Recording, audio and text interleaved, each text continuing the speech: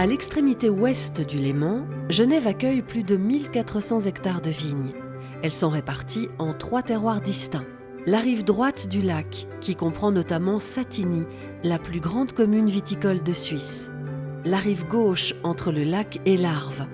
Et enfin, un terroir situé entre l'Arve et le Rhône. À Genève, présent depuis une époque où les frontières n'étaient pas celles d'aujourd'hui, le cépage gamay s'est toujours senti chez lui. Son implantation n'est certainement pas étrangère aux échanges remontant avant le Moyen-Âge entre Genève et les proches régions de Bourgogne et du Beaujolais. On voit de quelle région il provient, Beaujolais, proche de la Bourgogne, et on est un peu sur les mêmes types de climat en fait.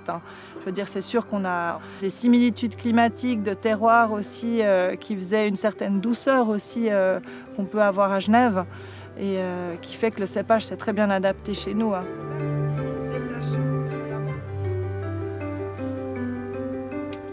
Depuis quelques décennies, tout en perpétuant la tradition, les vignerons genevois ont adapté leur gamay à des méthodes de culture et de vinification contemporaines, offrant de grands vins aux dégustateurs. On a redécouvert le gamay, on l'a remis en valeur, avec les rendements maîtrisés, avec des récoltes qui sont bien réglées, on se rend compte qu'on arrive à faire des magnifiques gamay très structurés. On a appris à leur travailler, à se rendre compte finalement qu'il y avait un terroir qui lui convenait bien sur le canton.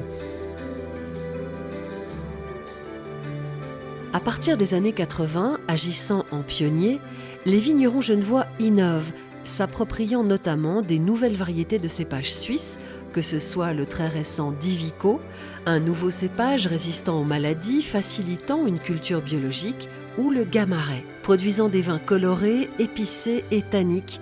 Le Gamaret est devenu un véritable classique des vignobles genevois.